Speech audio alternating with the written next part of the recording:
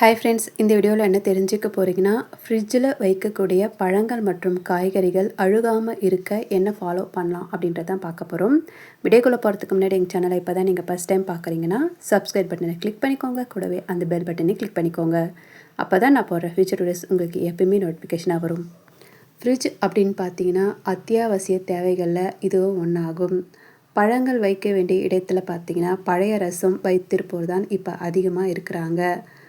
காய்கறிகள் பழங்கள் வைக்கும்போது அழுகாமல் இருக்க என்ன செய்யலாம் அப்படின்றத பார்க்கலாம்.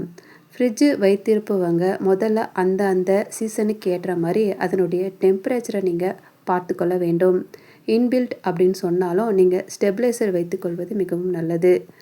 ஐஸ் கட்டி கொள்ளும் போது நடுவில் இருக்கும் அந்த சுவிட்சை நீங்கள் அழுத்தி விட்டீங்க அப்படின்னா அந்த ஃப்ரீசர் டோர் உடையாமல் நம்ம பாதுகாக்கலாம். பழங்கள் காய்கறிகளை ஸ்டோர் செய்யும் போது பலர் பார்த்தீங்கன்னா இந்த பிளாஸ்டிக் பேக் தான் பயன்படுத்துகிறாங்க.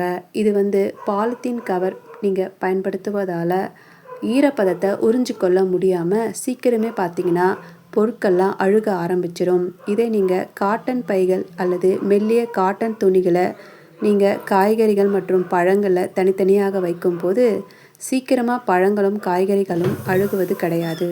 ஒரு பொருளில் இருந்து இன்னொரு பொருளுக்கு பார்த்திங்கன்னா இந்த பாக்டீரியாக்கள் மாறும். இதனால் நீங்கள் தனித்தனியாக அந்த பொருட்களை காட்டன் துணி கொண்டு சுற்றி வைப்பது நல்லது. திறந்த நிலையில் எதையுமே நீங்கள் ஃப்ரிட்ஜில் வைக்காதீங்க.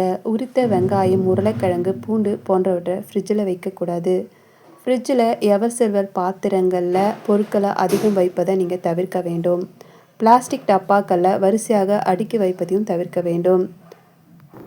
இது போன்ற தகவலை பெற எங்கள் சேனலுக்கு லைக் பண்ணுங்கள், ஷேர் பண்ணுங்கள், கமெண்ட் பண்ணுங்கள். மறக்காமல் சப்ஸ்கிரைப் பண்ணுங்கள். தேங்க்யூ ஃபார் வாட்சிங்.